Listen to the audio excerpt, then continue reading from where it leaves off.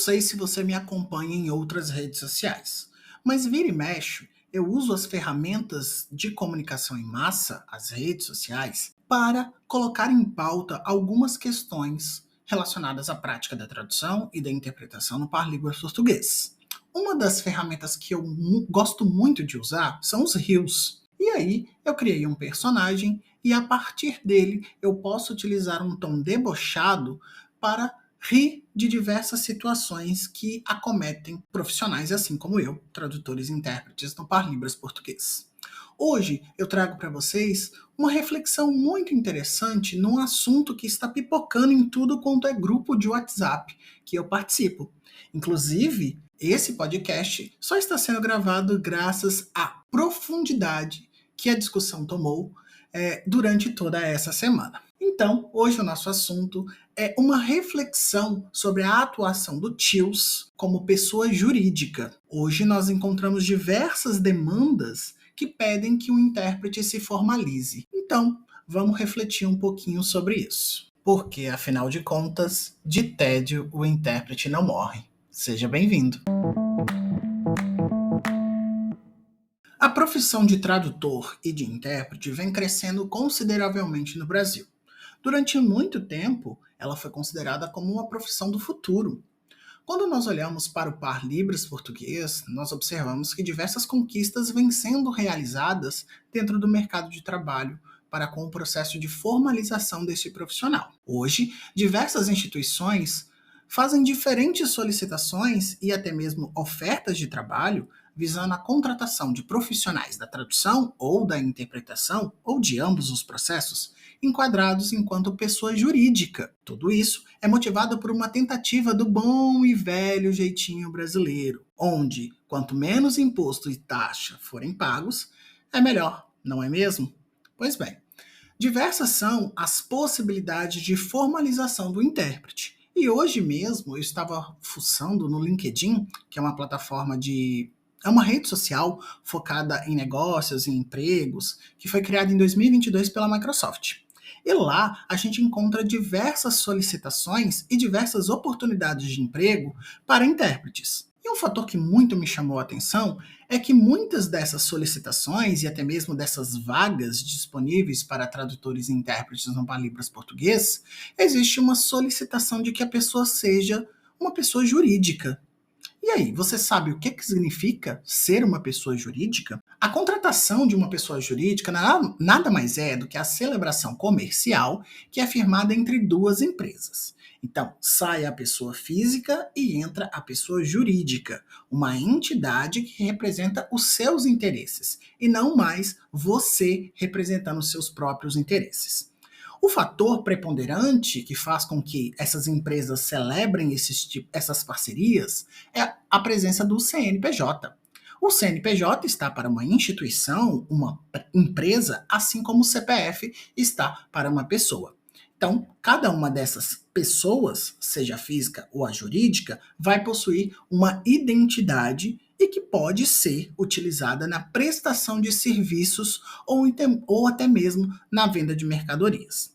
Então, como eu estava comentando, diversas são as solicitações e até mesmo as ofertas de trabalho para aqueles intérpretes que possuem CNPJ.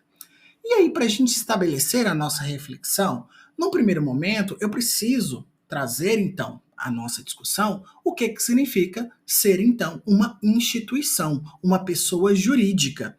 Até porque várias são as possibilidades de você se formalizar enquanto uma pessoa jurídica. Hoje nós selecionamos duas grandes saídas que são encontradas pelos tradutores e pelos intérpretes para o caminho da formalização. Uma delas é o MEI e a segunda é a ME, a microempresa. Então, vamos entender o que é esse bendito desse MEI.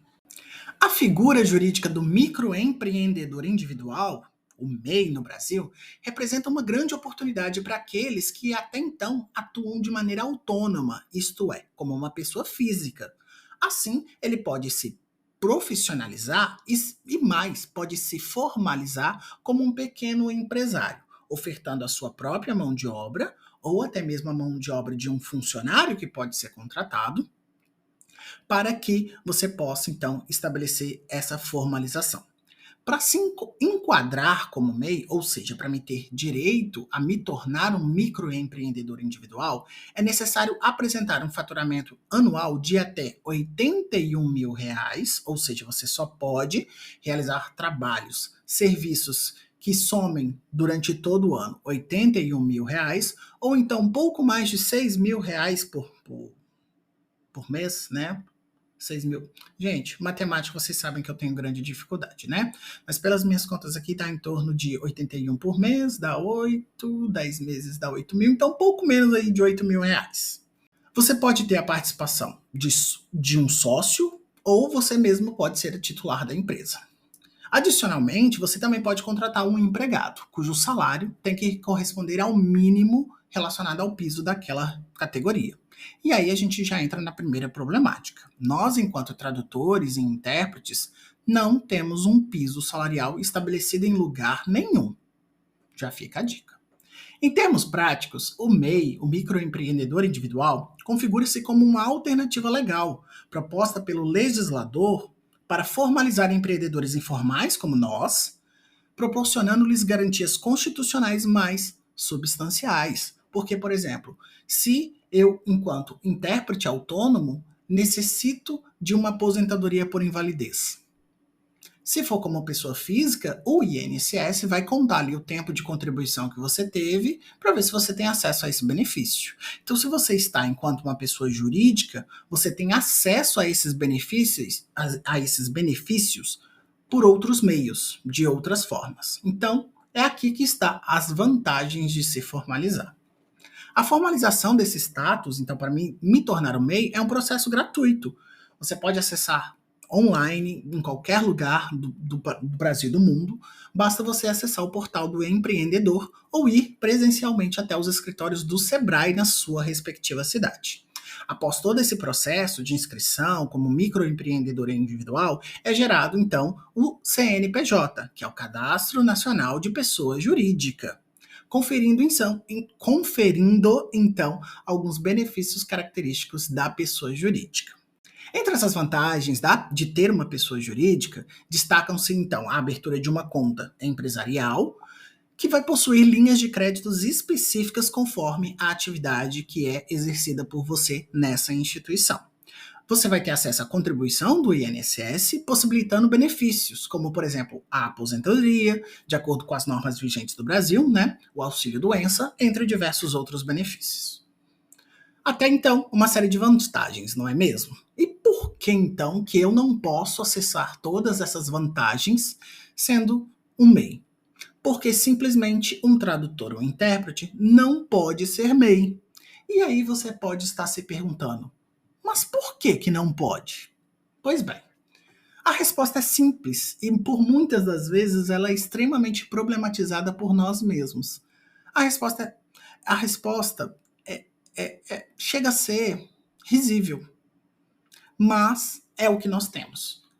Anualmente, o Comitê Gestor do Simples Nacional ele realiza uma revisão das atividades que são passíveis de enquadramento enquanto MEI. Então, são todas aquelas profissões que podem se formalizar como MEI. E nesse processo, diversas outras atividades podem ser adicionadas, removidas ou até mesmo alteradas, demandando então a atenção de todos os empresários dentro desse sistema de formalização para as possíveis exclusões ou modificações nas ocupações que eles desempenham. Precisamos ficar atento a isso.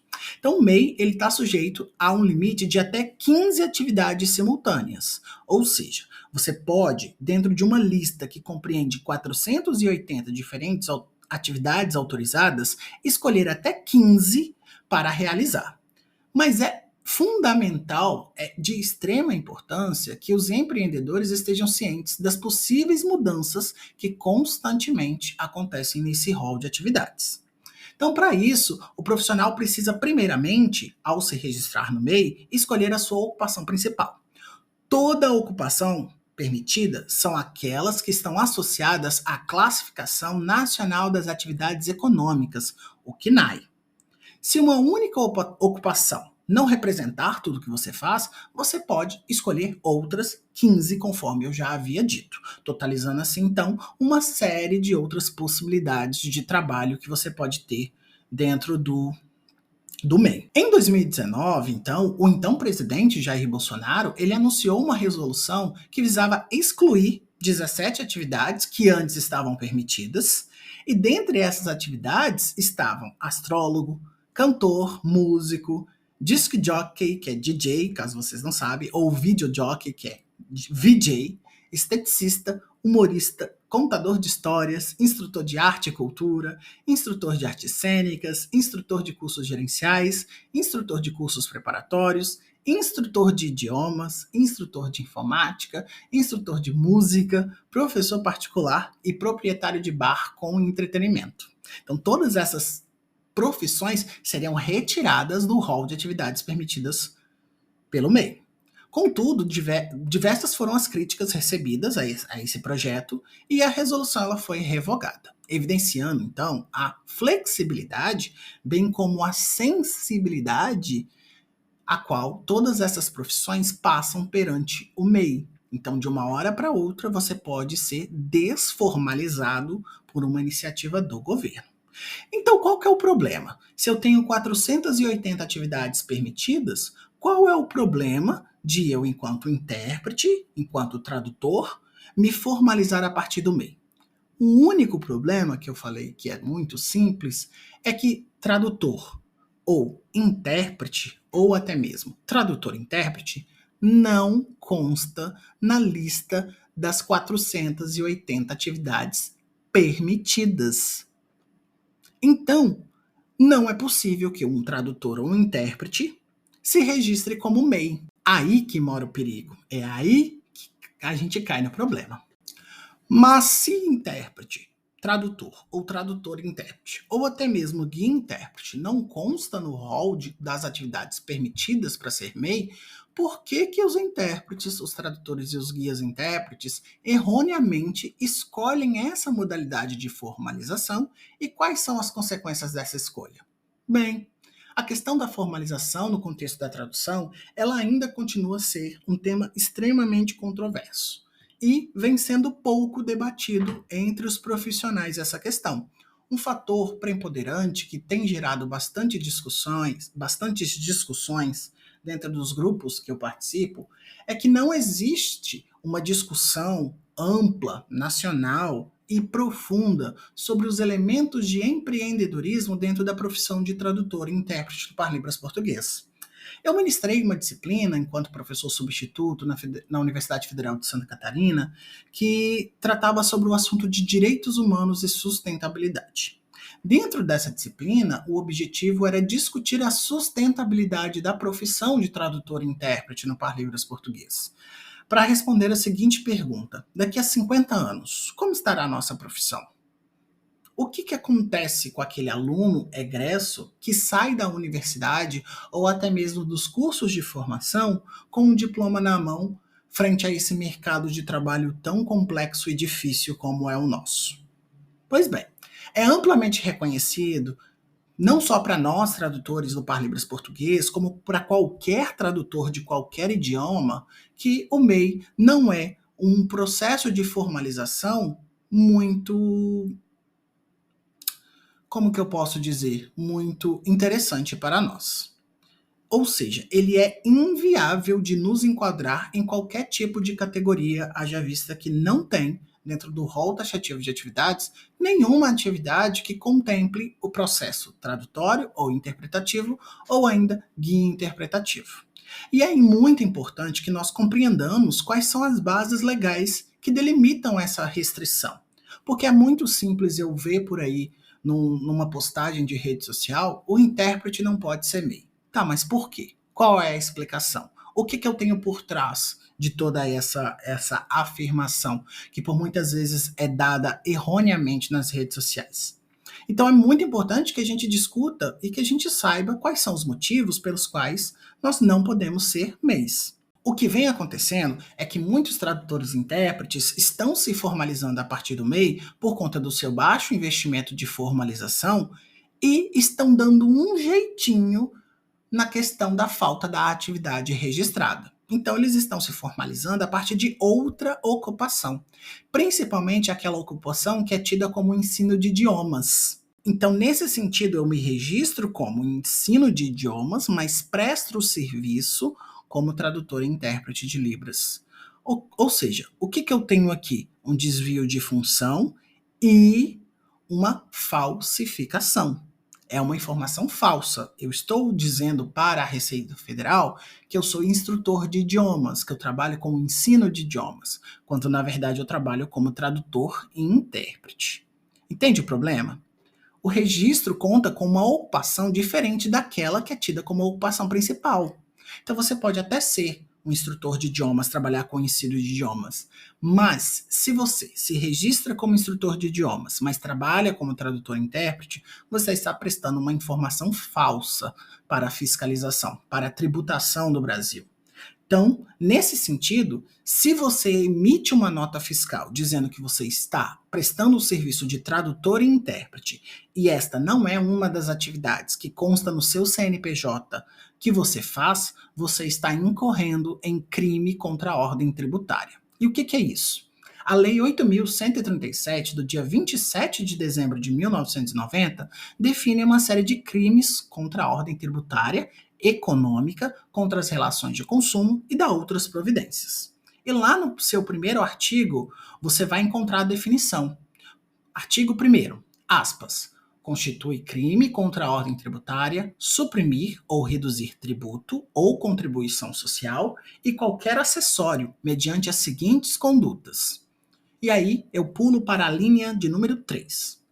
Aspas, falsificar ou alterar nota fiscal, fatura, duplicata, nota de venda ou qualquer outro documento relativo à operação tributável. Ou até mesmo a linha 5, aspas, negar ou deixar de fornecer, quando obrigatório, nota fiscal ou documento equivalente relativo à venda de mercadoria ou prestação de serviço efetivamente realizada, ou fornecê-la em desacordo com a legislação. O que isso significa? Quando você emite uma nota fiscal dizendo que você trabalhou como tradutor ou intérprete, mas essa não é uma atividade atrelada ao teu CNPJ, você está falsificando uma nota fiscal, você está emitindo uma informação falsa naquela nota fiscal, porque ela não está enquadrada como uma atividade que você, enquanto pessoa jurídica, pode exercer. Nesse sentido, caso a Receita Federal descubra que isso está acontecendo, você pode chegar a uma reclusão de 2 a 5 anos e multa. Ou seja, por conta de uma nota fiscal, por conta de um papel, de um tributo mal recolhido, você pode ser privado da sua liberdade de 2 até 5 anos, sem contar você vai pagar uma multa. O artigo 2º da mesma legislação continua, aspas, constitui crime de mesma natureza. A linha 1.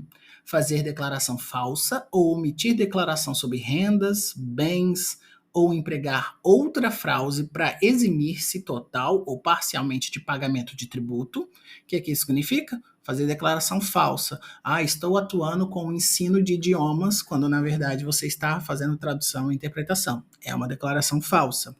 A linha 2, aspas, deixar de recolher no prazo legal valor de tributo ou contribuição social descontado ou cobrado na qualidade de sujeito passivo de obrigação e que deveria recolher aos cofres públicos, ou seja, fazer um serviço enquanto pessoa jurídica sem recolher os tributos relacionados àquela atividade em específico.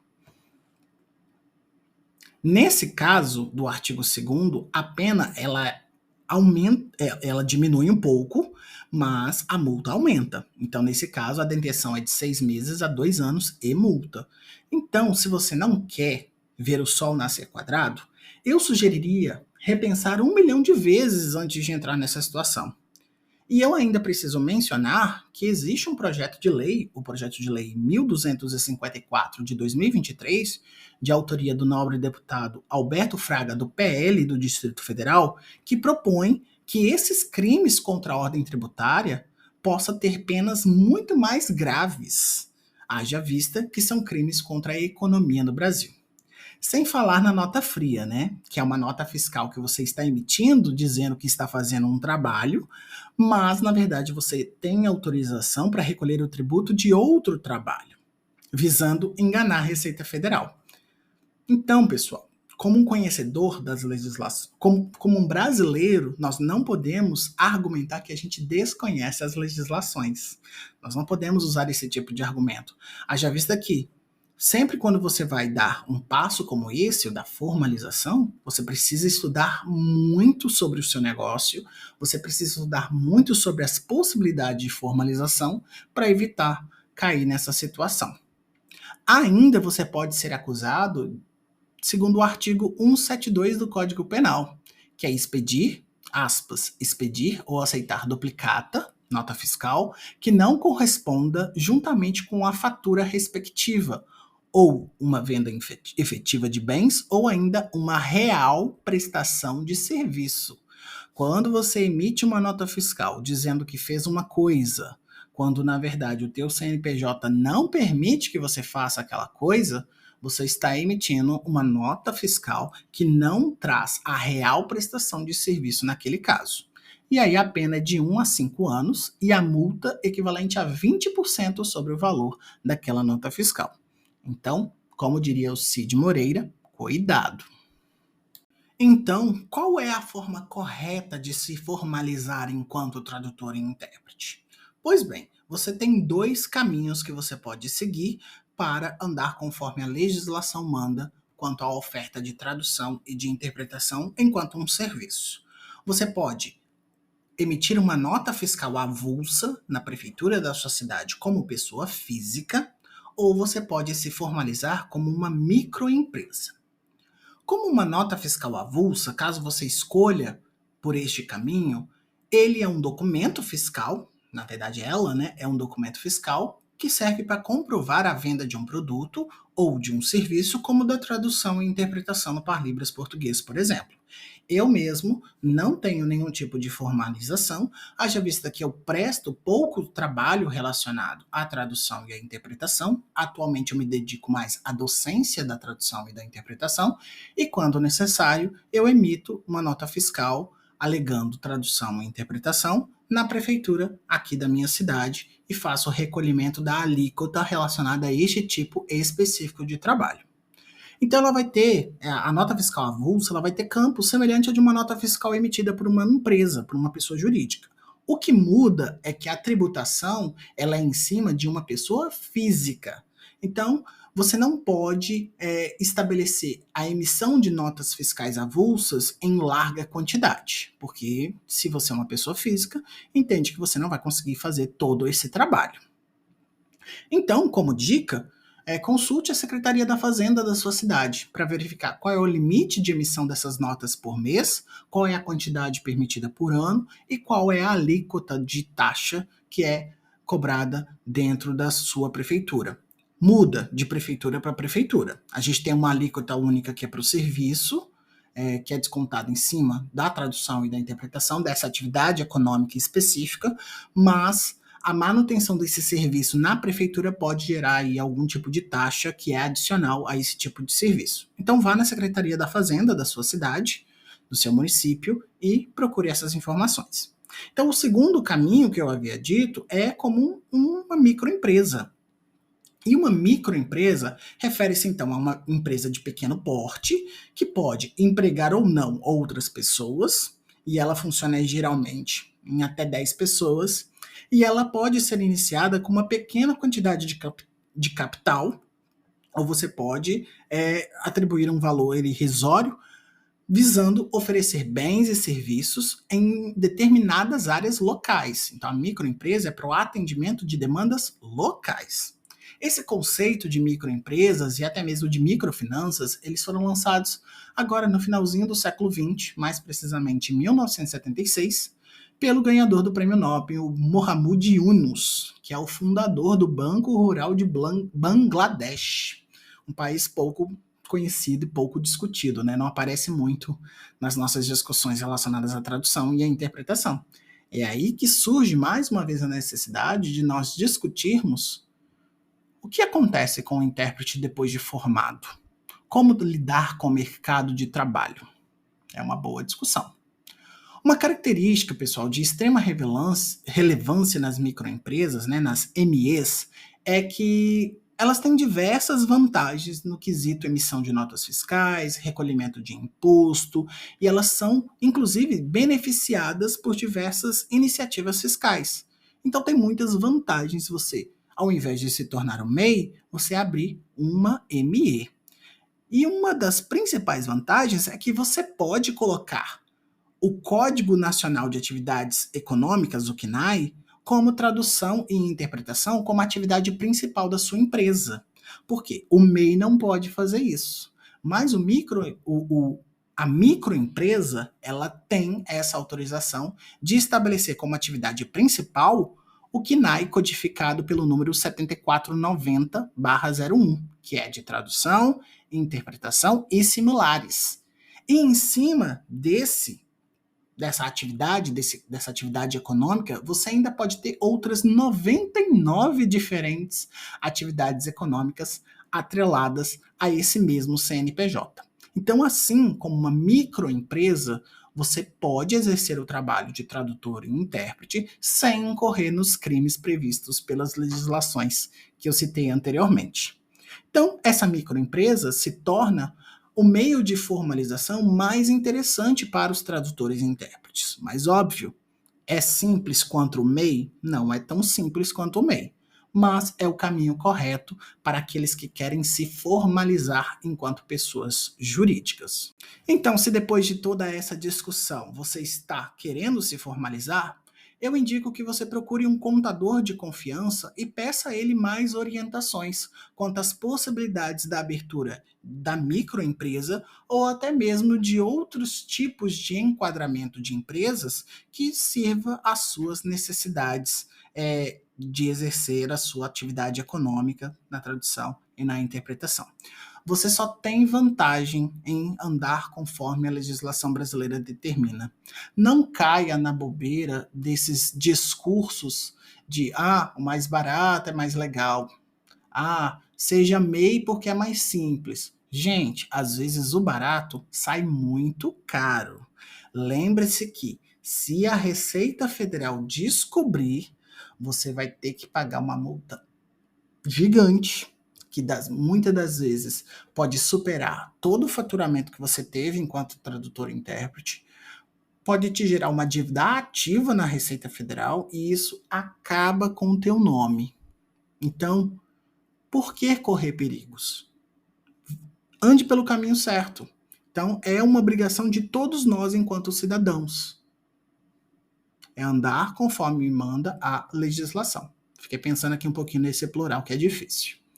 Então, como empresa formal, você tem um CNPJ, você está regularizado perante o governo, pode ter uma prestação de serviço com melhor qualidade, pode emitir notas fiscais sem problema nenhum, pode contratar outros funcionários, pode contratar outros intérpretes para assim interpretar juntamente com você e atender a outras demandas que a sua instituição receber.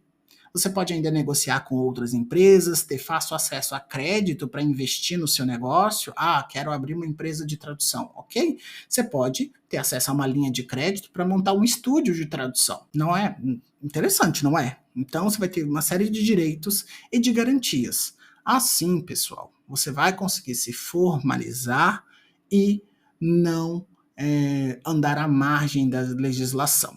Assim você vai andar corretamente como manda o figurino. Assim, você vai ser um intérprete de qualidade, diferente de ser um intérprete de alta performance. Então, nós voltamos a qualquer momento com outras reflexões sobre o nosso pequeno mundinho da tradução e da interpretação. Afinal de contas, de tédio, o intérprete não morre.